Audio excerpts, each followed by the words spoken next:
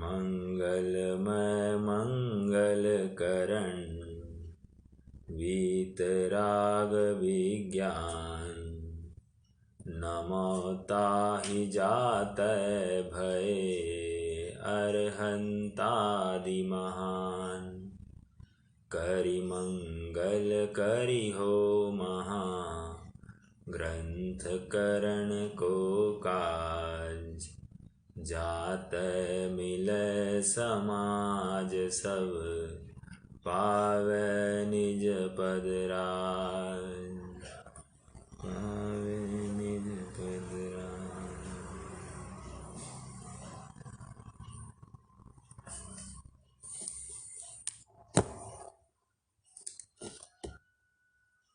पंच परमेष्टि के स्वरूप को हमने यहाँ से समझा।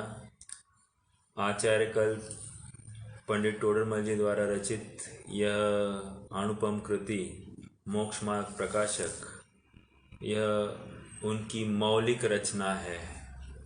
मौलिक रचना इसलिए कहते हैं क्योंकि अनेकों शास्त्रों का सार किसी एक जगह पर लाकर रखना, वहाँ मौलिकता की ज़रूरत होती है।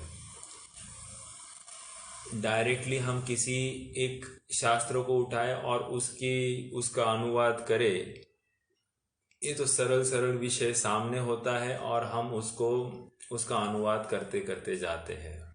लेकिन जब हम ऐसी कोई रचना करते हैं जहाँ पर भूमिका से लेकर सारी बातें हमको डिसाइड करनी है, तो उसमें विशेष चिंतन की ज़रूरत होती है। और ऐसा चिंतन पंडित साहब का विशेष रूप से पाया गया है और हम एक एक वाक्य में, एक एक पंक्ति में उनकी मौलिकता या उनकी सोच हमें दिखाई दे रही है। एक एक शब्द विशेषता लिए हुए है और उसमें से अनेक अनेक राज उनके ज्ञान पटल पर खड़े होंगे, उसको हम कुछ अंश में खोलने का प्रयास कर रहे हैं। हमने कल आचार्य उपाध्याय और साधुओं का स्वरूप भी देख लिया और उसमें हमने एक बात बार बार वहाँ पर पाई गई कि तीनों में निश्चय पक्ष तो वो निर्विकल्प समाधि है, अर्थात अपने स्वरूपाचरण में ही वे लीन रहते हैं और व्यवहार पक्ष के माध्यम से हमको उनमें कुछ कुछ अंतर दिखाई दे रहा है। जैसे हमने देखा आचार्यों में वहाँ पर शिक्षा दीक्षा और प्रत्याख्यान की विशेषता रही, उपाध्यायों में वहाँ पर पठन पाठन की विशेषता दिखाई देती है और अन्य साधुओं में वहाँ पर तपश्चरण आदि बाह्य क्रियाओं में विशेष रूप से प्रवृत्ति पाई जाती है, जहाँ पर 28 मूल गुणों का निरतिचार पालन होता हो। तो इस प्रकार हमने पंच परमेष्टियों के स्वरूप को समझा। प्रश्न एक खड़ा हो रहा है कि हमने स्वरूप को तो समझ लिया, लेकिन ये स्वरूप समझकर या इनके शरण जाकर लाभ क्या है, प्रश्न तो खड़ा होता है। क्यों?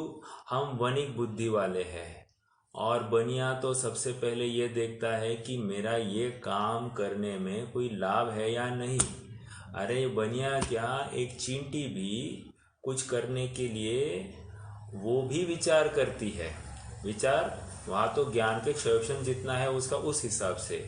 कहने की बात यह है कि प्रयोजनम अनुद्दिश्य मंदोपि न प्रवर्तते, बिना प्रयोजन के तो मंद से मंद प्राणी भी प्रवृत्ति नहीं करता है। तो हम इनको पूज्य क्यों माने, इनसे हमको लाभ क्या है? और इसी विषय को लेकर पंडित साहब अब आगे बात करने वाले हैं। उनके पूज्यता का कारण क्या है?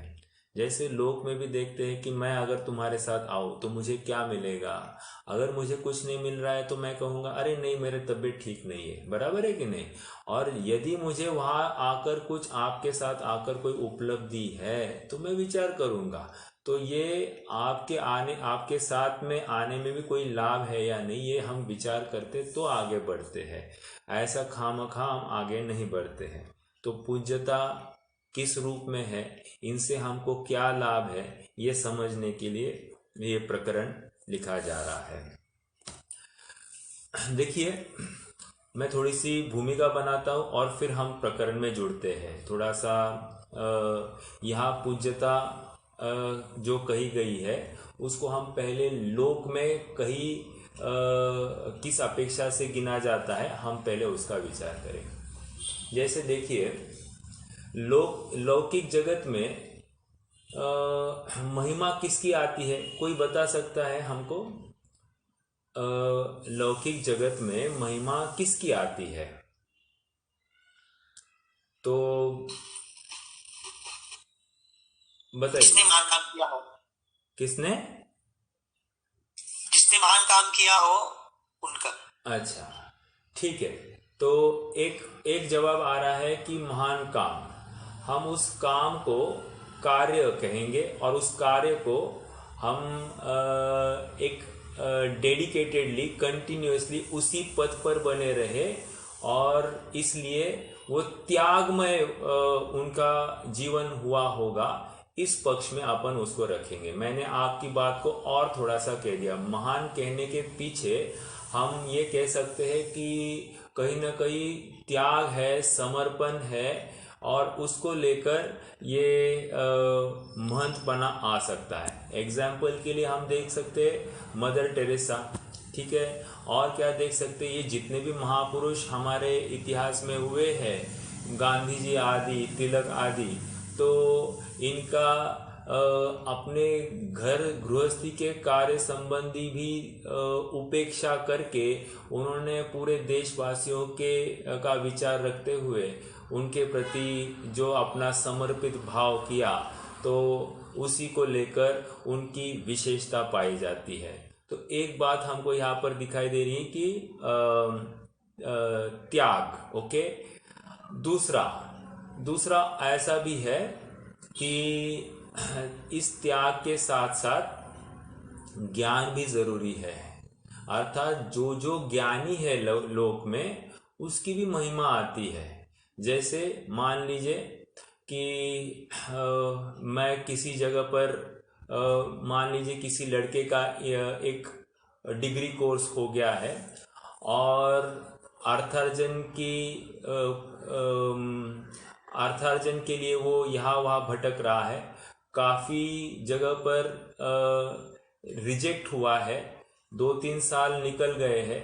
अब ऐसा लड़का किसी एक ऐसे व्यक्ति को मिलता है और उसको थोड़ा सा वो मार्गदर्शन करे और मार्गदर्शन करके उसको फटाक से कोई एक अर्थार्जन का सोर्स मिल जाए, कोई नौकरी लग जाए, तो इसको लेकर जिसने उसे एक यथार्थ मार्गदर्शन किया है, वो मार्गदर्शक के लिए भी वो मार्गदर्शक भी उसके लिए पूज्यता का कारण बन जाएगा।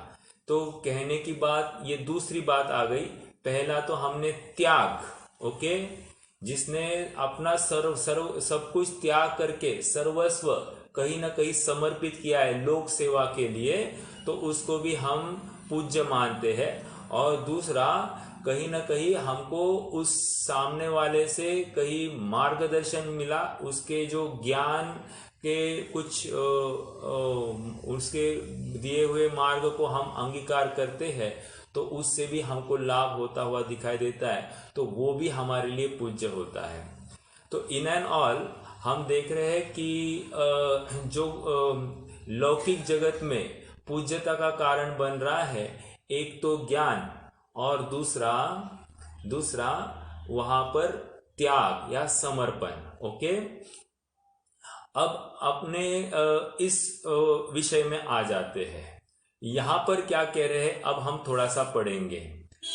पहली दो पंक्तियों में वो विषय आने वाला है और हम उसको कोरिलेट करते हैं। देखो, इस प्रकार इन अरहंतादिक का स्वरूप है सो वितराग विज्ञानमय है। उस ही के द्वारा अरहंतादिक स्तुति योग्य महान हुए है। यहां पर भी दो बिंदु के ऊपर बात चल रही है, एक तो वीतरागता और दूसरा विज्ञानता।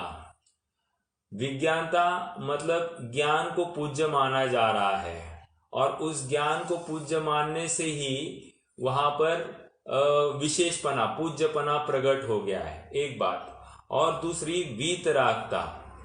वीतरागता अर्थात जहां मोह राग द्वेष का अभाव होता है और अप्रभावित अवस्था इस जीव की प्रकट हो जाती है, तो उस अप्रभावित अवस्था को भी जगत में पूज्य माना गया है। तो मतलब पारलौकिक मार्ग में, अलौकिक मार्ग में भी पूज्य माना गया है, जो कि हमने वो भी देखा कि गांधी जी आदि उनका जो त्याग था उसी की वजह से, अर्थात त्याग मतलब उनका कंडक्ट, उनका जो आचार, उनका जो विचार, उन आचरण को लेकर भी वहां पर उनकी पूज्यता निश्चित हुई। देखो, जैसे मदर टेरेसा है, मदर टेरेसा जब उनका मरण हुआ तो कहते हैं कि उनके पास में परिग्रह के रूप में एक बाल्टी, एक मग्गा और एक सफेद साड़ी, इतना ही परिग्रह उनके पास था। मतलब एक दो शरीर पे थी वो साड़ी और एक सफेद साड़ी एक्स्ट्रा, बाकी बाल्टी मग्गा, इतना ही उनका परिग्रह था। कहने की बात, इसको लेकर तो वे महान बने।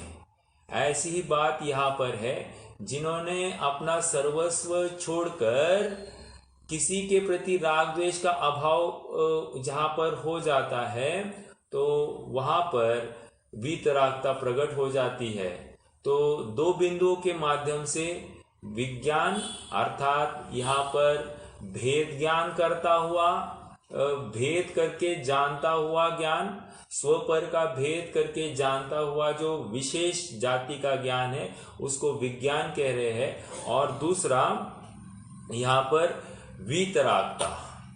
अब एक प्रश्न खड़ा हो रहा है, आपको थोड़ा सा और उदाहरण दूं तो ज्यादा आपको बात बैठेगी। देखो, मैंने अभी थोड़े दिन पहले ये माइक्रोसॉफ्ट, सुंदर पिचाई किसके सीईओ है? गूगल के।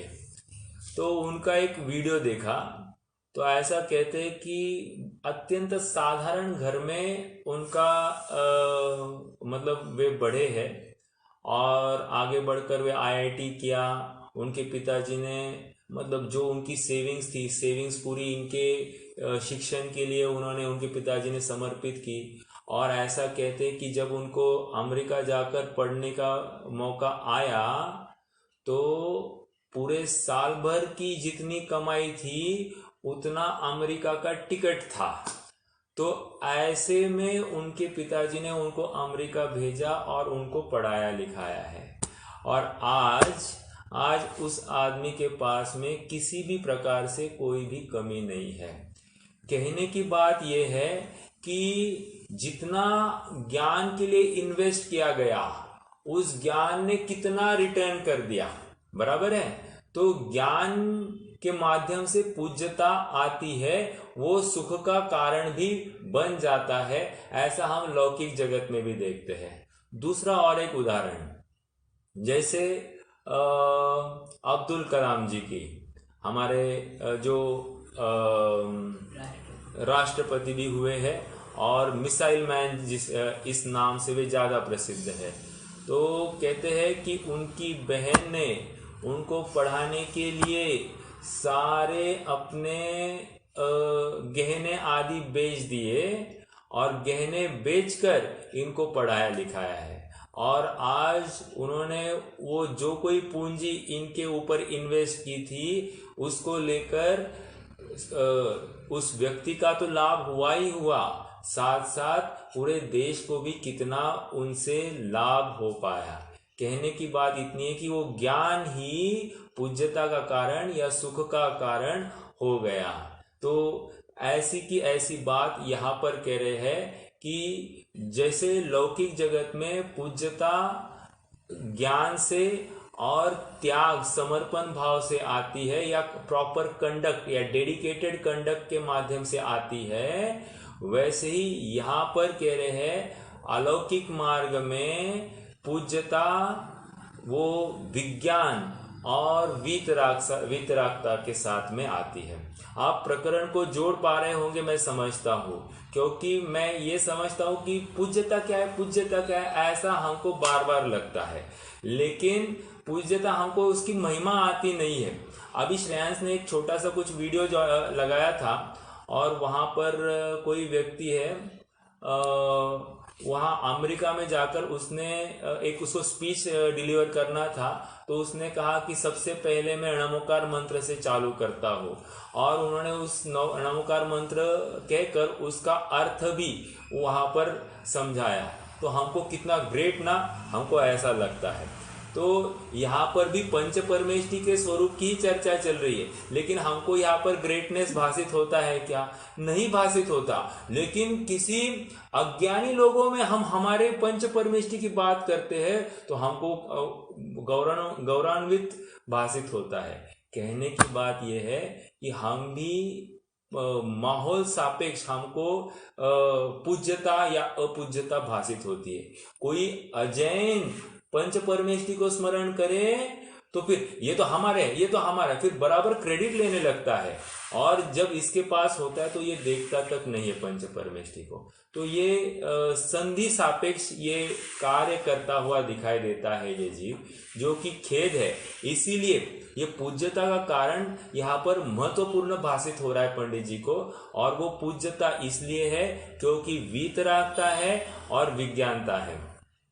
देखो, वीतरागता और विज्ञानता मतलब क्या? जो अप्रभावित वीतरागता जो अप्रभावित होकर, मतलब वीतरागता समस्त लोकालोक को जानता है, विज्ञानता, ओके, और समस्त लोकालोक को जानता हुआ अप्रभावित रहता है, उसी को तो पूज्य माना गया है। समझ में आया? वहां तो एक्चुअली केवल ज्ञान की बात है, अरहंतों की बात है, लेकिन पूज्य उसकी वजह से वे अप्रभावित तत्व है, और अप्रभावित होना ये बहुत बड़ा गुण है। प्रभावित होना ये दुर्गुण है। जैसे किसी ने मेरी निंदा की तो मैं वैसा ही है, इसलिए मैं प्रभावित हूं, मैं विह्वल हो जाऊं, इसमें मेरी पूज्यता का कारण नहीं है, मुझमें विकृति प्रकट हो रही है मेरी आकुलता को लेकर। यहाँ पर कह रहे हैं कि इनको कोई इनकी निंदा भी करे तो भी यह एकदम साम्य है, सहज है। तो यही उनके वीतरागता का प्रतीक है। The strongest man is not the one who has defeated his enemies, the strongest man is the one who has kept his senses under control। मतलब क्या? वो आदमी ज्यादा बलशाली नहीं है जिसने अपने सभी शत्रुओं को परास्त किया है, वो ज्यादा बलशाली है जिसको शत्रुओं की किसी में शत्रुता दिखी ही नहीं है और सहज अपने स्वरूप में ही गुप्त हुआ है, स्थित हुआ है। कितनी बड़ी बात है ना। इसलिए हमारा जिन शासन तो ये कहता है, शत्रु नहीं शत्रुता को मिटाना है, मित्र नहीं मित्रता को मिटाना है। कहने की बात इतनी है कि जहां जहां अपनत्व है या द्वेष के प्रसंग है, वो द्वेष व्यक्ति का अभाव नहीं करना है, उस वस्तु का अभाव नहीं करना। हम में जो उत्पन्न हुई जो राग द्वेष की विकृतियां है, उन विकृतियों के अभाव करके ये पूज्यता प्रकट होती है। इसका हमको विशेष विशेष ख्याल होना चाहिए। आइए थोड़ा सा अब और आगे बढ़ते हैं। तो सर्वप्रथम यहाँ पर जो अरहंतादिक जो पूज्य हुए हैं, वे कह रहे हैं कि वीतराग विज्ञानता से हुए हैं, और जब यही कहते हैं तो फिर इसके माध्यम से ये हमको कुछ देंगे या हमारा कुछ भला या बुरा करेंगे, ये दोनों बातें गौण हो जाती है। और एक बिंदु के मुझे याद आ रहा है, मान लीजिए एक प्रश्न करते हैं, मान लीजिए ज्ञान तो है, लौकिक बातें हो, लौकिक ज्ञान तो है लेकिन कंडक्ट नहीं है या त्याग भाव नहीं है, तो क्या वो लोक में पूज्य माना जाएगा?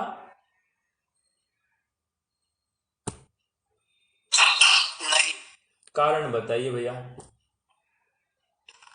उसको उसके ज्ञान के प्रति मत जो बोलते हैं ना, बहुत अच्छा, ये हो जाएगा। बहुत अच्छा। मद होगा ना, तो जिसको मद है, मान लीजिए अपन स्वाध्याय करते हैं और स्वाध्याय में किसी ने मुझे प्रश्न किया और मैंने उपेक्षा कर दी, फिर दूसरे ने प्रश्न किया, मैंने उपेक्षा कर दी, तो क्या कहेंगे? भाई इनको ज्ञान तो है लेकिन बहुत मद रखते हैं, कषाय करते हैं, या फिर मैं उसको बोलूँ इतना भी नहीं आता, इतना भी नहीं आता। तो इस प्रकार से मैं किसी को थोड़ा सा दीनहीन बताऊँ तो इसको लेकर क्या होगा? इसको लेकर सामने वाले को लगेगा इनको बहुत अपने ज्ञान पर, विद्वत्ता के ऊपर क्या है, घमंड है, और फिर वो पूज्यता का कारण नहीं बनेगा। बस यही बात यहाँ पर कह रहे हैं कि वीतरागता के साथ साथ विज्ञानता भी जरूरी है, विज्ञानता के साथ साथ वीतरागता भी जरूरी है। एक के बिना दूसरा ऐसा नहीं कह सकते, क्योंकि दोनों जरूरी है, तभी जाकर पूज्यता आती है। ठीक है, ये अलौकिक मार्ग की चर्चा कि उसमें वितरागता और विज्ञानता दोनों जरूरी है और उसी को लेकर पूज्यता कही गई है। ओके, आइए थोड़ा सा और आगे बढ़ते हैं। उसी के द्वारा विज्ञानता केवल ज्ञान की अपेक्षा बोल रही है कि ऐसी विज्ञान, यहाँ पर चर्चा करेंगे। ये विज्ञानता, ये विज्ञानता का अर्थ सम्यक ज्ञान लेना है। यहाँ पर इस प्रकरण में सम्यक ज्ञान को लेकर विज्ञानता की चर्चा है, क्योंकि अच्छा हुआ आपने पूछा, क्योंकि केवल ज्ञान पूज्य तो फिर बाकी अपूज्य हो जाएंगे, ऐसा नहीं है। जितने भी चौथे गुणस्थान से लेकर यहाँ पर वितराग विज्ञानता की चर्चा है, जितने जितने, तो एक देश वितरागता को लेकर जो कोई सम्यक ज्ञान है वो पूज्य माना गया है। ओके, देखो हम पढ़ेंगे, आने वाली है बात। तो एक देश वितरागता जिन्होंने प्रकट किए वे भी पूज्य है और वे भी नमस्कार के कारण है। ओके, और एक बात, लोक में जिसको पूज्य कहा गया है वे जगत के देव तो उनके कुछ देते हुए दिखाई देते हैं, लेकिन हमारे जो ये वीतराग विज्ञानता कह दी तो हमारे भगवान हमको कुछ भी देने वाले नहीं है, फिर भी हम उनको नमस्कार करें या उनको पूज्य माने, इसमें थोड़ी सी हमारे बुद्धि को थोड़ी सी यूँ कहिए कि कचास सी भाषित होती है कि हम ये कुछ ठीक नहीं है, क्योंकि जो हमको दे, हमारा हित करे, उसको हम पूज्य कहे, लेकिन जिनसे हमको कुछ लाभ होता हुआ ही दिखाई नहीं देता है उनको हम पूज्य कैसे माने? एक प्रश्न चिन्ह खड़ा हो जाता है। क्योंकि लौकिक उदाहरण में हमने देखा कि किसी ने हमको सलाह दी और उस सलाह को लेकर हमको लाभ हुआ, तो उसके ज्ञान को लेकर हमको फायदा हुआ। यहाँ पर ऐसा कुछ भी नहीं दिखाई दे रहा है, इसलिए ये पूज्यता थोड़ी सी वर्चुअल सी भाषित होती, इमेजिनरी भाषित होती है। लेकिन हम थोड़ा सा प्रकरण पढ़ते हैं और खुलासा हो जाएगा। उसी के द्वारा अरहंतादिक स्तुति योग्य महान हुए हैं। जब अरहंतादिक कह रहे हैं तो अरहंत, सिद्ध, आचार्य, उपाध्याय और साधु पंच परमेष्ठियों की चर्चा चल रही है, ऐसा समझना। क्योंकि जीव तत्व की अपेक्षा तो सर्व ही जीव समान है, परंतु रागादि विकारों से व ज्ञान की हीनता से तो जीव निंदा योग्य होते हैं। आ रही बात? देखो फिर से, जीव तत्व की अपेक्षा सर्व जीव समान है, परंतु अब पूज्यता या हीनता या उच्चता का कारण क्या है? तो कह रहे रागादि विकारों से, एक मतलब जितने रागादि भाव ज्यादा व ज्ञान की हीनता, और ज्ञान की हीनता कम है, मतलब राग आदि भाव ज्यादा और ज्ञान की हीनता, ये दोनों क्या होते हैं? निंदा योग्य होते हैं। मतलब ज्ञान की हीनता हो तो भी यहाँ पर निंदा का कारण बन जाता है। और रागादिक की हीनता से, अब उल्टी बात कर रहे, ज्ञान की हीनता नहीं कह रहे, रागादिक की हीनता से, वो ज्ञान की विशेषता से स्तुति योग्य होते हैं। ये तो जगत की रीति नीति है कह रहे। लोक में दिखाई देता है ऐसा, जहां जहां ज्ञान की उच्चता है और रागादि की हीनता है, वहां पर पूज्यपना हो जाता है। जैसे आपको ये बताओ कि रतन टाटा की भी बहुत चर्चा होती है कि उनका एक वीडियो में एक ये पढ़ा, क्लिप देखा था कि एक बार वो कहीं जा रहे थे, गाड़ी से सफ़र कर रहे थे, तो रास्ते में उनकी गाड़ी पंचर हो गई। तो पंचर हो गई गाड़ी, तो ड्राइवर ने साइड में लगाई गाड़ी और वो स्टेपनी लगाने के लिए चालू कर दिया। तो रतन टाटा स्वयं गाड़ी से उतरे और उन्होंने भी स्टेपनी लगाने में मदद करी। अब ये उनकी सहजता और सरलता, मतलब ज्ञानी तो है ही, और मतलब मैं बड़ा हूँ ऐसा कोई अहम भाव न करते हुए, कोई भी कार्य तुच्छ नहीं है ऐसा समझकर वे एक सामान्य व्यक्ति के समान उसके साथ में कार्य में जुड़ गए मदद करने के लिए। तो ये क्या हो गया, उनकी पूज्यता का कारण, ऐसा एक छोटे से प्रसंग जो है उनके पूज्यता का कारण उनको हाईलाइट कर जाता है। वो कैसे? ज्ञान की अधिकता, ओके, और आचरण में राग द्वेष में हीनता, उसको लेकर क्या हो गया, वे पूज्यता का कारण होता है। जैसे विवेकानंद जी ने एक जगह पर कहा है, oh God give light to those, oh God give light to the poor and rich because they need it. दो बातें कह रहे हैं, give light to the poor and rich because they need it। अब दूसरा sentence, oh God give light to the ignorance and more to the people who feel they are educated, who are literate। क्या कहा? जो तो उपेक्षित है उनको भी प्रकाश देना, और ज्यादा प्रकाश उनको देना, ज्यादा ज्ञान उनको देना, या ज्यादा सद्बुद्धि उनको देना जिनको लगता है हम पढ़े लिखे हैं, we are literate, we are educated, ऐसा जिनको लगता है उनको ज्यादा ज्ञान देना। क्यों? क्योंकि उनके मद हावी हो गया है ना। वो कहते हैं ना, जितने सीखे हुए उतने, मराठी में बोलता हूँ, जेवढा शिकला तेवढा हुकला, मतलब जितना सीखा हुआ होता है तेवढा हुकलेला असतो, ऐसा लोक में एक कहावत प्रसिद्ध है। तो ज्ञान जब इस जीव को प्राप्त होता है तो ज्ञान सफल तभी है जब विनय नम्रता के साथ में हो, विवेक के साथ में हो। अगर ज्ञान है लेकिन विवेक या विनय नहीं है, मद से है, मदहोश है, तो वो ज्ञान कार्यकारी नहीं है, वो पूज्यता का कारण नहीं बनेगा। ओके, आइए। सो अरंत सिद्धों के तो संपूर्ण रागादिक की हीनता और ज्ञान की विशेषता होने से संपूर्ण वितराग विज्ञान भाव संभव है। ओके, आ रही है? तो पहले अरहंत और सिद्धों को ले लिया, और अब पंच परमेष्टि है ना, तो पंच परमेष्टि में दो परमेष्टि को तो ले लिया, उनका पूर्ण वितराग विज्ञानपना संभव है। और आचार्य, उपाध्याय तथा साधुओं को एक देश रागादिक की हीनता, राग की हीनता और ज्ञान की विशेषता सम्यक ज्ञान की विशेषता होने से एक देश वितराग विज्ञान संभव है। इसलिए उन अरहंतादिक को स्तुति योग्य महान जानना। ये निष्कर्ष की बात है। देखो, महत्वपूर्ण बिंदु है ये, किसी थर्ड पर्सन की बात नहीं चल रही है, ये हमारे प्रयोजन की सिद्धि इन पंच परमेष्टि के माध्यम से होने वाली है।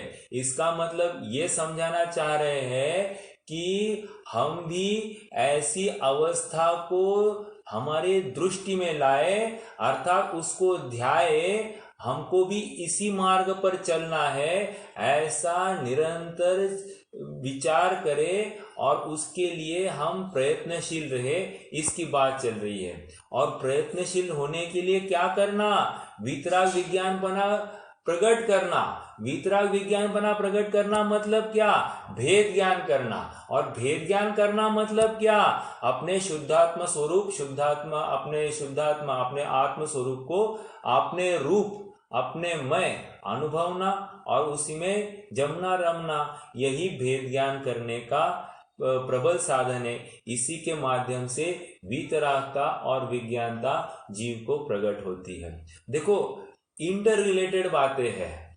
हमको मार्ग पर चलना है, हम देख रहे हैं किसी और के पास और समझना है, इंप्लीमेंट करना है हमारे में। जैसे होता है ना, टीचर बोर्ड पर कुछ लिखता है और बच्चे बोर्ड पर देखकर अपनी कॉपी में कुछ लिखते हैं। तो देखना है बोर्ड पर, लिखना है अपनी कॉपी में।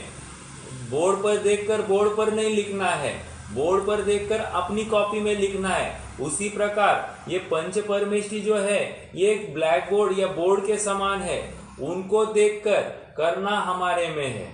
ये इस प्रकार का ये इम्प्लीमेंटेशन जो कुछ है, ये हमारे में करना है, तब जाकर हम भी जागते मिले समाज सब, तो हम भी पावे निजपद राज। हमें अनंत गुणों का समाज की प्राप्ति के लिए ये वीतराग विज्ञानता अत्यंत मंगलमय है। ये यहाँ से बात वे सिद्ध करने की कोशिश कर रहे हैं। ओके, पूज्यता का कारण हमने ये देखा। सबसे पहले वीतराग विज्ञानता, उसमें संपूर्ण वीतराग विज्ञानता होने से अरहंत और सिद्ध ये तो पूर्ण पूज्य है। और एक देश पूज्यता आचार्य, उपाध्याय और साधु की है, क्योंकि उनकी राग द्वेष की हीनता है और ज्ञान की विशेषता है, और इसकी अपेक्षा से वे भी एक देश पूज्य माने गए हैं। ओके, स्तुति योग्य कहे गए हैं। आइए थोड़ा सा आगे बढ़ते हैं प्रकरण में। पुनश्च ये जो अरहंतादिक पद है, उनमें ऐसा जानना कि मुख्य रूप से तीर्थंकर का और गौण रूप से सर्व केवली का प्राकृत भाषा में अरहंत तथा संस्कृत में अरहत ऐसा नाम जानना। तो हमने अभी भी अरहंत आदि की स्वरूप की चर्चा कर रहे हैं, लेकिन अरहंत आदि के स्वरूप की चर्चा करते हुए उन्होंने जो 4 घाती कर्मों का क्षय करके पश्चात अघाती कर्मों का क्षय होगा, वो सिद्धों में होगा, लेकिन वह 4 घाती कर्मों का क्षय करके उन्होंने जो कोई 42 गुणों की चर्चा की है, ये सब तीर्थंकरों की मुख्यता से की है। ये बात यहाँ पर फलित हो रही है। ठीक है, तीर्थंकर का और गौण रूप से सर्व केवली का प्राकृत भाषा में अरहंत और संस्कृत भाषा में अरहत ऐसा नाम जानना। अरहत का अर्थ पूज्य, अरहत का अर्थ क्या है? पूज्य, वे सभी प्रकार से पूज्य हो गए हैं। तथा 14वें गुणस्थान के अनंतर समय से लेकर सिद्ध नाम जानना। ओके, तो 14वें गुणस्थान जैसे ही पार हो जाता है, वह अशरीरी अवस्था जीव की प्रकट हो जाती है, तो उस अवस्था को सिद्ध इस नाम से कहा जाएगा, अर्थात उसी जीव को हम सिद्ध कह सकेंगे। ठीक है, ये चर्चा हो गई है। आगे बढ़ते हैं। पुनश्च जिनको आचार्य पद हुआ हो, वे संग में रहे अथवा एकाकी आत्मध्यान करे। ओके, अथवा एकल विहारी हो, अथवा आचार्यों में भी प्रधानता को प्राप्त करके गणधर पदवी के धारक हो, उन सब का नाम आचार्य कहते हैं। मतलब गणधर आदि भी आचार्य ही है, आचार्यों के में श्रेष्ठ होते हुए भी गणधर आदि भी आचार्य है। उन सब का नाम आचार्य कहते। पुनश्च पठन पाठन तो अन्य मुनि भी करते हैं, परंतु जिनको आचार्यों द्वारा दिया गया उपाध्याय पद हुआ हो, वे आत्म ध्यानादि कार्य करते हुए भी उपाध्याय ही नाम पाते हैं। ये सरल है, लेकिन अभी थोड़ी सी एक विशेष बात आने वाली है। तथा जो पदवी धारक नहीं है, वे सर्व मुनि साधु संज्ञा के धारक है। कहने की बात इतनी है कि जिनको पद प्रदान किया गया है, वे ही आचार्य कहलाएंगे। जिनको उपाध्याय का पद प्रदान किया गया है, वे ही उपाध्याय कहलाएंगे। और बाकी जिनको कोई पद नहीं दिया गया है, वे साधु ही कहलाते हैं। ये महत्वपूर्ण बात है। क्यों? क्योंकि पद को लेकर है। अब इसमें ऐसा हो सकता है कि किसी साधु में आचार्य जैसा सामर्थ्य हो सकता है, अर्थात वे भी पंचाचार आदि पालते होंगे, तो फिर उनको हम आचार्य कहे अथवा नहीं कहे। तो कह रहे ऐसा नहीं, जिनको पदवी प्रदान की गई है उनको ही आचार्य कहा जाएगा। जिनको उपाध्याय की पदवी प्रदान की गई है उनको ही उपाध्याय कहा जाएगा, अन्यों को नहीं। यद्यपि अन्य साधुगण भी पात्र हो तो भी नहीं। क्यों? अब उसका कारण देंगे। यहाँ ऐसा नियम नहीं है कि पंचाचारों से आचार्य पद होता है। क्या कह रहे हैं? फिर से, यहाँ ऐसा नियम नहीं है कि पंचाचार मतलब क्या? दर्शनाचार, ज्ञानाचार, तपाचार, वीर्याचार और कौन सा था? चारित्राचार, राइट। पंचाचारों से आचार्य पद होता है। पठन पाठन से उपाध्याय पद होता है। क्या? नियम नहीं है ये। मूल गुणों के साधन से साधु पद होता है। साधु मूल गुण का पालन कर रहे इसलिए साधु, ऐसा नहीं। मतलब बहिरंग क्रिया की तरफ से नहीं घटित करना चाह रहे हैं, क्योंकि ये क्रियाएं सर्व मुनियों के साधारण है। सभी मुनियों में ये दिखाई देती है। अर्थात किसी साधारण, मतलब कोई मुनि हो, मुनि संघ में, उनके भी पंचाचार आदि दिखाई देते होंगे, उनके भी पठन पाठन दिखाई देता होगा, लेकिन और मूल गुणों का पालन भी उनका होता हुआ दिखाई देता है। तो सभी में दिखाई देता है। तो ऐसा होते हुए भी उनको हम आचार्य या उपाध्याय नहीं कहेंगे। क्यों? परंतु शब्द नय से उनका अक्षरार्थ वैसे किया जाता है। ये मतलब क्या, मैं समझाऊंगा। ये पहले पढ़ते हैं। समभिरूढ़ नय से पदवी की अपेक्षा ही आचार्यादिक नाम जानना। जिस प्रकार शब्द नय से जो गमन करे उसे गाय कहते हैं, सो गमन तो मनुष्यादिक भी करते हैं, परंतु समभिरूढ़ नय से पर्याय अपेक्षा नाम है। उस ही प्रकार यहाँ समझना चाहिए। प्रकरण थोड़ा सा अब यूं कहिए क्लिष्ट है, लेकिन ज्यादा क्लिष्ट नहीं होना चाहिए, क्योंकि हमने ये नए पढ़े हैं। तत्वार सूत्र का जो सूत्र है, क्या है? एवं भूता नया, है ना? क्या है श्रेयांश वो? रुजु सूत्र, व्यवहार रुजु सूत्र, नाम स्थापना। नहीं, पहले अध्याय का 33वां सूत्र है।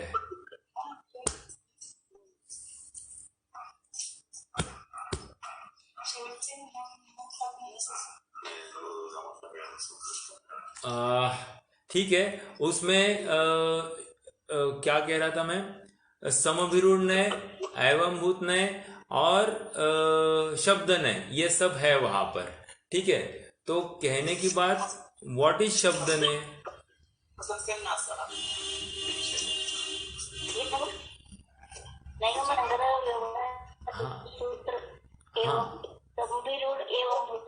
हाँ बरोबर, नैगम संग्रह व्यवहार। भैया आपने यही कहा था क्या? निक्षेप के इससे हाँ, निक्षेप कहा था, बराबर। नैगम संग्रह व्यवहार रुजुसूत्र समभिरूढ़ एवं भूता नया। तो कहने की बात यह है कि इसमें हमने देखा था कि शब्द नय किसको कहना। शब्द नय मतलब जो जो उस शब्द के अनुसार पकड़ में आ सकता है उसको हम शब्द नय से देखेंगे, लेकिन समभिरूढ़ नय अलग प्रकार से देखता है। जैसे शब्द नय में ये कह रहे हैं कि शब्द नय के अनुसार सभी साधु आचार्य हो सकते हैं, सभी साधु को हम उपाध्याय कह सकते। क्यों? क्योंकि पंचाचार आदि पालन कर, जो पंचाचार पालन करे सो आचार्य। यदि इस स्टेटमेंट के अनुसार जाए तो सभी साधु पंचाचार पालन करते हैं, तो फिर सभी को आचार्य कहना पड़ेगा। या जो पठन पाठन करे उनको उपाध्याय कहे, तो सभी साधुओं को उपाध्याय कहना पड़ेगा। तो शब्द नय के माध्यम से बहुत बड़ी गफलत खड़ी हो रही है। इसीलिए ये जो पद है आचार्य पद या उपाध्याय पद, ये समभिरूढ़ नय के माध्यम से समझना। अब व्हाट इज समभिरूढ़ नय? समभिरूढ़ नय मतलब जिसको वो पदवी प्रदान की गई है, जिसके ऊपर रूढ़ हो गया है वो बात, तो उसको ही, रूढ़ मतलब वो अभी एक कंसिस्टेंसी उसकी, उसी नाम से उसको पुकारा जा रहा है, तो वो रूढ़ किसी एक विशेष को होता है। तो समभिरूढ़ नय के माध्यम से उनको आचार्य और उपाध्याय जानना। जैसे एक संघ में एक आचार्य होंगे और 5-6 उपाध्याय होंगे, तो इसमें क्या हुआ कि उपाध्याय जिनको पदवी मिली है वे ही उपाध्याय नाम से पुकारे जाएंगे समभिरूढ़ नय की अपेक्षा। जिनको आचार्य पदवी प्राप्त हुई है उनके गुरु द्वारा, तो उनको ही आचार्य कहा जाएगा, ये समभिरूढ़ नय की अपेक्षा। शब्द नय की अपेक्षा अगर उनकी कार्य को देखते हैं तो सभी साधुओं में वैसे ही गुण पाए जाते हैं। ओके, तो इसलिए यहां पर उदाहरण दिया पंडित साहब ने, जो गो इति गाय, तो गो मतलब क्या? जो गमन करे सो गाय। लेकिन गमन तो मनुष्य भी करते हैं, तो इस न्याय से मनुष्य को भी गाय कहना पड़ेगा, ऐसा यहां पर नहीं समझना। तो गो इति गाय ये समभिरूढ़ नय से समझना। समभिरूढ़ मतलब जो गमन करे सो गाय, ये मात्र रूढ़ हो गया है गाय के। गो इति गाय ये रूढ़ हो गया मात्र गाय इस प्राणी के लिए। लेकिन मनुष्य यदि गमन करे तो उसको गाय कहना ये शब्द नय के माध्यम से हो सकता है, समभिरूढ़ नय से नहीं हो सकता है। समझ में आ रही क्या बात?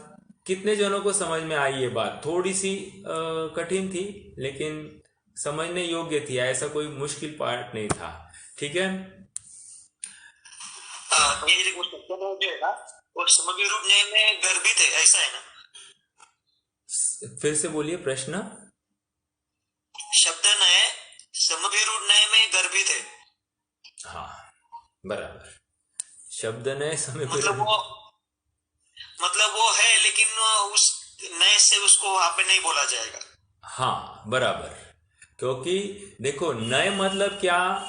कथन की अपेक्षा, अर्थात उस समय में किसी एक पर्टिकुलर वस्तु को किस प्रकार से देखा जा रहा है या बताया जा रहा है, यह हमको समझना है। तो शब्द नय क्या करता है? शब्द नय की देखने की दृष्टि सभी को उस पर्टिकुलर डेफिनेशन के अनुसार देखेगा। जैसे हम कहें कि जो पंचाचार पालते हैं सो आचार्य है, तो इस न्याय से फिर जितने भी मुनिराज है सभी पंचाचार पालते हैं, है ना? तो उसमें क्या हो गया? सब में दिखाई देता है वो गुण, तो शब्द नय सबको आचार्य कह लेगा। लेकिन समभिरूढ़ नय किसी एक व्यक्ति को ही आचार्य कहेगा। तो इस न्याय से समभिरूढ़ नय शब्द नय में गर्भित है, ऐसा समझना। आपने उल्टा कहा, शायद आपने शब्द नय समभिरूढ़ नय में गर्भित है ऐसा कहा, क्योंकि सभी में हमको विशेषता दिखाई दे रही है और समभिरूढ़ नय किसी एक को ही, एक विशेष को ही आचार्य कह रहा है, तो सबका वहां पर गर्भितपना समझना चाहिए शब्द नय में। हाँ, ठीक है।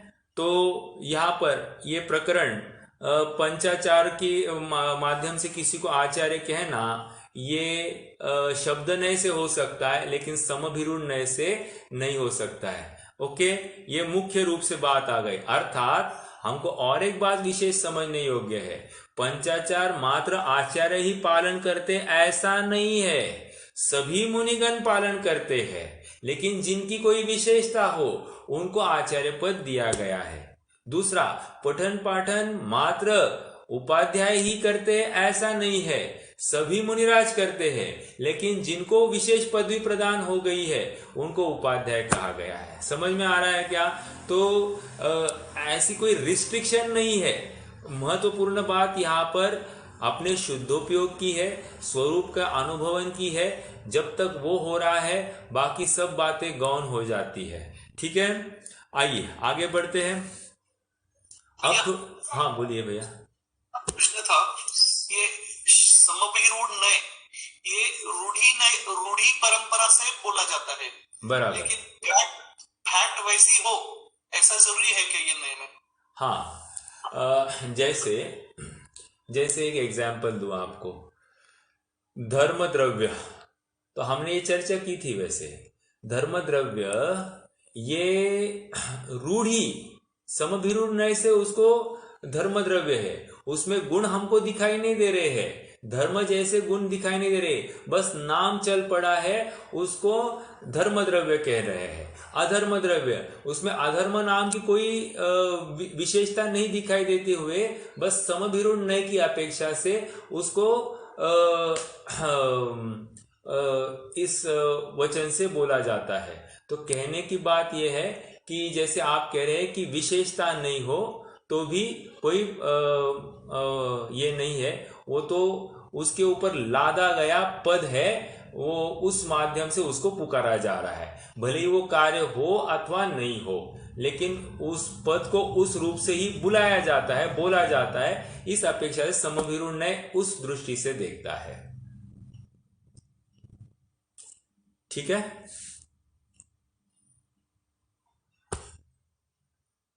हाँ भैया। ओके, चलिए, तो अब थोड़ा सा अब प्रकरण चेंज होने वाला है। अब तक का प्रकरण क्या था? हाँ, एक मिनट, हाँ बोलिए भैया। सुनो ना, उस वक्त नोट निकाला मैं, तो उस वक्त हमने वो एवं भूत नय भी पढ़े थे। हाँ, तो उसमें तो जो वस्तु जिस पर्याय को प्राप्त हुई है, हाँ, उसी का निश्चय करना, हाँ, वो अभी तो आचार्य जी वो तो उसमें बैठेगा ना कि जो वस्तु और समभिरूढ़ नय का क्या है फिर? उसमें मैं तो इंग्लिश में लिखा था, other meaning having multiple meanings but to use common use only, ऐसा। और फिर शब्द नय में क्या लिखा है आपने? ये तो गाय का उदाहरण आपने दिया था ना, वो था उस वक्त। तो इसमें इतना ही देखना अभी कि शब्द नय में अनेकों के वहां वैसे कार्य होंगे, लेकिन शब्द नय जैसा शब्द है वैसा ही कहेगा। हमने मेरे ख्याल से इंद्र का उदाहरण देखा था, मुझे जितना याद है, इंद्र, पुरंदर ये एकार्थवाची है। ऐसा होते हुए भी इंद्र शब्द नय के माध्यम से इंद्र को इंद्र ही कहा जाएगा। जो ईंधन क्रिया करता हो सो इंद्र, और जो पुर की रचना करता है सो पुरंदर। तो ये भले ही एक ही व्यक्ति है, लेकिन शब्द नय की तरफ से अलग अलग दो व्यक्ति दिखाई देते हैं। ये मुझे जहां तक जितना याद है ये वही बात है शब्द नय की, लेकिन समभिरूढ़ नय से दोनों एक ही व्यक्ति है, ऐसा वहां पर घटित किया था। अब मुझे ज्यादा याद नहीं, अब प्रकरण देखना पड़ेगा, लेकिन आपने जो नोट किया है थोड़ा सा उसमें चेंज जरूरी है। वो शब्द नय के ऊपर जा रहा है, समभिरूढ़ नय मतलब एक पदवी विशेष की तरफ जा रहा है। मतलब क्या रूढ़ी वर्ष को शब्द एक्चुअली टोटा पोटा लिखा था। हाँ, रूढ़ी वर्ष मुझे रूढ़ी मीन्स जनरली आई थिंक। हाँ, रूढ़ी मतलब लादा गया, कोई उसी नाम से उसको पुकारा गया तो चालू हो गई वो परंपरा, तो ये रूढ़ी हो गई। बस इतनी ही बात है। ओके, जैसे हम कोई भी एवं मतलब आचार्य जी का जो जिस वस्तु को पर्याय में प्राप्त हुई है उसी को उसके नाम से मतलब एवं भूत हो गया ना, वैसे मैं बोल रहा था। हाँ, एवं भूत भी ये शब्द नय का ही भेद है। देखो हमने याद करना कि हमने शब्द नय के ही 3 भेद किए थे, और उस शब्द नय, समभिरुन्नय, एवं भूत नय, ये सब उसी में आते हैं। तो विशेषता आई है, बस उसमें इतना ही समझना। अभी तो उसमें ज्यादा डिटेलिंग में नहीं जाएंगे अपन। ओके, आइए अब हमने अब तक जो विषय पढ़ा था या पढ़ा है, इसमें आचार्यादिक या अरहंतादिक की पूज्यता किस कारण से ये समझ में आया, और जो कोई उनका नाम का उच्चारण होता है वो क्या अर्थ रखता है। जैसे अरहंत कह दिया तो अरहंत ये पूज्यता का प्रतीक है। पूज्य, अरहंत का अर्थ ही पूज्य है। और सिद्ध अर्थात जब अरहंत अवस्था पूर्ण होती है तो उसके बाद इमीडिएटली उस जो नवीन अवस्था प्रकट हुई है उस अवस्था का नाम सिद्ध है। और आचार्यादिक की बात आ गई, कह रहे ये आचार्यादिक मात्र वो पदवी है, उस पदवी की अपेक्षा से उनको बुलाना, इसलिए समभिरुड नय के माध्यम से हम उनको बुला रहे हैं, आप शब्द नय इसमें नहीं लगाना। ओके, इतनी बात यहाँ पर आ गई है। अब यहाँ पर एक लॉजिकल प्रश्न खड़ा किया जा रहा है कि हम जो नमोकार मंत्र का उच्चारण करते हैं उस नमोकार मंत्र में सर्व पहला पद जो है वो नमो अरहंताणम है, और जबकि सबसे उत्कृष्ट या सबसे निर्मल अवस्था तो सिद्ध अवस्था है और अपूर्ण अवस्था तो अरहंत अवस्था है। ऐसा होते हुए भी अरहंत को नमस्कार पहले क्यों किया है, इसका अब स्पष्टीकरण यहाँ से दे रहे हैं। वैसे हम काफी बार चर्चा कर चुके हैं कि जिनसे हमारे प्रयोजन की सिद्धि होती है वे हमारे लिए ज्यादा इष्ट है, हमारे लिए ज्यादा कार्यकारी है, इसलिए सर्वप्रथम उनको याद किया जाता है। जैसे अन्य मत में भी कहते हैं ना, गुरु गोविंद दोनों खड़े, काके लागू पाए, बलिहारी ता गुरु की गोविंद दियो बताए। तो वहां पर भी गुरु को स्मरण किया गया है जिसने हमको गोविंद तक पहुंचाया है। उसी प्रकार यहाँ पर अरहंत ने हमको सिद्ध का स्वरूप बताया है, और हम कैसे हमारा उत्थान हो सकता है ये वचन भी, ये हमको समझ में भी जो आया है ये अरहंतों की वाणी के माध्यम से आया है। इसलिए अरहंतों ने हमारे अत्यंत अत्यंत प्रयोजन परक हित का कार्य बताया है, इसलिए हमको अरहंत ही ज्यादा इष्ट लगते हैं। क्यों? क्योंकि साधु पुरुष अपने ऊपर किए गए उपकारों को भूलते नहीं है। नहीं कृतम उपकारम साधवो विस्मरंती, अर्थात साधु पुरुष अपने ऊपर किए गए उपकारों को कभी विस्मरण नहीं करते हैं। ये बात हमने पहले भी देखी है, और इसी न्याय से यहाँ पर अरहंतों को सर्वप्रथम नमस्कार किया गया। हम पढ़ते हैं थोड़ा सा। यहाँ सिद्धों से पहले अरहंतों को नमस्कार किया, सो क्या कारण है? ऐसा संदेह उत्पन्न होता है। उसका समाधान ये है, नमस्कार करते हैं सो अपना प्रयोजन साधने की अपेक्षा से करते हैं। हमारा प्रयोजन इनकी वजह से सदा है, इसीलिए हम अरहंतों को नमस्कार करते हैं। लोक में भी कहते हैं ना कि कोई करोड़पति है और हमको कोई मदद ना करे, और कोई लखपति है और उसने हमको लाखों की मदद की है, जो हमको बहुत जरूरी थी, अत्यंत जरूरत के काल में उन्होंने हमको मदद की है, तो हमको हमारे लिए कार्यकारी कौन हुआ? हमारे लिए हमारा प्रयोजन जिनसे सदा है वे हमारे लिए इष्ट हो गए हैं, और इसलिए सर्वप्रथम उनको ही याद किया जाता है। सो अरहंतों से उपदेश आदि का प्रयोजन, पॉइंट नंबर 1, मेरा क्या प्रयोजन सदा? तो कह रहे अरहंतों से उपदेश आदि का प्रयोजन विशेष सिद्ध होता है। उपदेश मतलब क्या? यहाँ पर ये बताना चाह रहे हैं कि उपदेश भी होता है और ये सिद्ध भी होते हैं, ऐसी भी निर्मल अवस्था है, ये अरहंतों ने तो बताया। अगर अरहंत नहीं होते तो सिद्ध दशा का ज्ञान कौन करता? अगर अरहंत नहीं होते तो मैं शुद्धात्मा हूं ये ज्ञान कौन कराता? अगर अरहंत नहीं होते तो शरीर भिन्न है और आत्मा भिन्न है, ऐसा ज्ञान हमको कौन कराता? तो जो आत्मा के अनंत सामर्थ्य है, आत्मा कभी किसी के अधीन होता नहीं है, प्रत्येक वस्तु अपने में तिष्ठती है, 6 ही द्रव्य है, 7 ही तत्व है, इन सब का ज्ञान तो अरहंत के माध्यम से तो हो रहा है। इसीलिए अरहंतों से उपदेश आदि का प्रयोजन विशेष सिद्ध होता है, इसलिए पहले नमस्कार किया।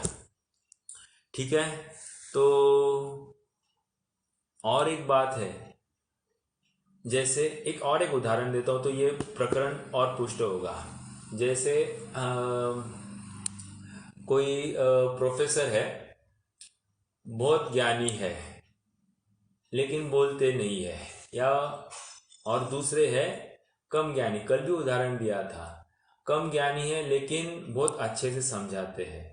तो हमको कौन कार्यकारी हुआ? जो हमको अच्छे से समझाए, हमारे ज्ञान में वृद्धि कराए, हमको यथार्थ मार्गदर्शन करे, वो हमारे लिए ज्यादा उपकारी है। उसी प्रकार सिद्ध तो कुछ बोलते नहीं है और न बोलने से रहे, पीछे आएंगे।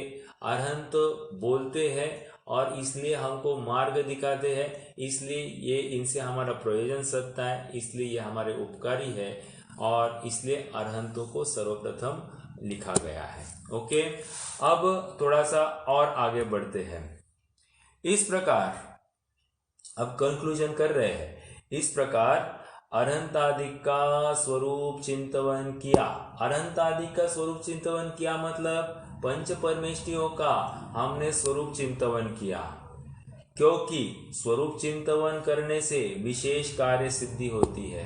मतलब क्या समझ में आ रहा है? इस वाक्य का थोड़ा सा अपन नेगेटिव मतलब नेगेशन में जाकर देखते हैं। अगर इनका स्वरूप हमने नहीं समझा, मात्र नाम मात्र का उच्चारण किया, नमो अरहंताण नमो सिद्धाण नमो आर्याण नमो ध्यान नमो लय सवसाम, नमो अरहंताण नमो सिद्धाण नमो आर्याण नमो ध्यान नमो लय सवसाम, तो क्या होगा? भाव भाषण तो नहीं हुआ, नाम मात्र से तो कोई काम नहीं होता। जैसे अरहंत नाम का कोई लड़का होगा, अरहंत नाम का मेरा बेटा हो सकता है, अरहंत नाम का मेरा दुकान हो सकता है। तो अरहंत कौन सा नमो अरहंताणम मैं कह रहा हूं, ये तो क्लियर होना चाहिए। क्यों? क्योंकि उसके माध्यम से तो मेरे प्रयोजन की सिद्धि होने वाली है। तो यदि मुझे स्वरूप ही ठीक से ख्याल में नहीं है, नमो अरहंतम तुम अरहंत की माला जपो ऐसा किसी ने कह दिया और मुझे मेरे लड़के का नाम भी अरहंत है, तो फिर क्या होगा? कहने की बात यह है कि मैं गलत अरहंतों का स्वरूप ध्याऊंगा और मैं गलत ही स्मरण करके मुझे जो लाभ है वो लाभ तो नहीं होगा। इसीलिए इनका स्वरूप समझना अत्यंत जरूरी है। ओके, ये बात आ गई। आगे बढ़ते हैं। विशेष कार्य सिद्धि होती है। पुनश्च इन अरहंतादि को पंच परमेष्टि कहते हैं, क्योंकि जो सर्वोत्कृष्ट इष्ट हो उनका नाम परमेष्ट है। पंच जो परमेष्ट, उनका समाहार समुदाय, उसका नाम पंच परमेष्टि। पंच मतलब 5, ठीक है, और 5 क्या? समाहार। समाहार मतलब उनका समूह। तो क्या कह रहे? ये परमेष्टि, परम इष्ट, संधि कर रहे हैं। परम मतलब उत्कृष्ट रूप से इष्ट है। अब इष्ट ये शब्द आप थोड़ा सा इसके अपन समझते। व्हाट इज इष्ट? इष्ट मतलब इच्छा। इश मतलब इच्छा। इच्छा मतलब हमारी इच्छा की पूर्ति जहां पर होती है उसको इष्ट कहा जाता है। तो परम इष्ट कौन है? तो ये परमेष्टि है। ओके, ये एक अर्थ हो गया। दूसरा अर्थ परमेष्ठि, यहां पर ट लगाया है, ठ भी लिखा जाता है कहीं। तो परम पद में जो ठी, ठी मतलब स्थित है, उनको परमेष्ठी कहते हैं। तो इस न्याय से वे भी पंच परमेष्ठी वैसा भी लिखा जाता है, परमेष्ठी ऐसा भी लिखा जाता है। दोनों के अर्थ हमने किए। परमेष्ठी मतलब जो हमारे लिए परम इष्ट है, और परमेष्ठी जो परम पद में स्थित है, इसीलिए वे परमेष्ठी ऐसा भी कहलाते हैं। ओके, तो ये नाम पंच परमेष्ठी का जानना। ओके, तो यहाँ तक बात आ गई है। हमने पूज्यता का कारण देखा, और अब थोड़ा सा प्रकरण ये थोड़ी सी प्रवचन सार की टोन से अब कुछ चर्चा करने वाले हैं। तो हम उसको आज क्या है, आज तो शुक्रवार है ना, हाँ शुक्रवार है। हम सोमवार के दिन अब इस प्रकरण को बढ़ाएंगे। हाँ बोलिए। भैया जी, हाँ आज की पूज्यत्व का कारण प्रकरण हुआ, इस प्रकार से मुझे अनुभव आया है कि भैया जी आप निरंतर 8-9 साल से स्वाध्याय तो ले रहे हैं, परंतु लॉकडाउन के पीरियड में आपने निरंतर स्वाध्याय लिया है। हमारा डेली जीवकांड, समय सार, बृहद द्रव्य संग्रह, इससे पूरा हमारा स्वाध्याय कवर हुआ है। और उसके प्रति आपका जो डेडिकेशन है वो प्रशंसनीय है, और हमें आगे बढ़ने के लिए मार्गदर्शन है। आपकी जो ज्ञान और विनयता है वह प्रशंसनीय है, और सरलता से आप शंका का निरसन करते हैं। यह अनुभव आया, इसलिए मैंने बोला। जय जिनेन्द्र। ठीक है, ठीक है, चलिए। या हाँ और एक दिमाग कह सकते हैं आप, वो जो आपकी जो दिनचर्या होती है, हाँ तो उसके बारे में कभी बताइए ना कुछ, हम इंस्पिरेशन ले सकते हैं उससे। ठीक है, करेंगे कभी चर्चा। ये अभी होनी चाहिए चर्चा। नहीं, करेंगे कभी, प्रसंग आया तो अपन वो भी चर्चा करेंगे। ऐसा कोई ये नहीं है, लेकिन करते हैं, विशेष प्रयास करते हैं कि जिनवाणी या जिन वचनों को ही समझे सुने, सबको इसी मार्ग में लगाए, और थोड़ी बहुत घर में भी थोड़ा सहकार्य भी करते हैं। तो उसी रूप से अपना समय चलता है, लेकिन ज़्यादा से ज़्यादा समय सामयिक या जिन वचनों को समझने में लगाते हैं। ये मोटा मोटा है। बाकी तो फिर चारित्र जो अपना श्रावक के योग्य, करने योग्य कुछ कार्य है, वो तो निभाने ही पड़ते हैं। और अभी अपनी स्वतंत्र कुटुंब पद्धतियाँ हैं, तो इसको लेकर थोड़ा सा अपने को भी घर वालों को सपोर्ट करना पड़ता है। तो थोड़ा घर के कार्यों में भी थोड़ा सा हेल्प करते हैं, बाकी क्या है। तो ऐसा कोई अलग से नहीं है, बट हाँ थोड़ा बहुत विशेष स्वाध्याय में रुचि रखते हैं, या चिंतन करते हैं। किसी भी प्रसंग, वैराग्य के प्रसंग बनते हैं, या कोई आजू बाजू में बात चलती है, तो उसमें से भी अपन तत्व की ही मुख्यता को लेकर उसी पर घर में भी बात को रखते हैं।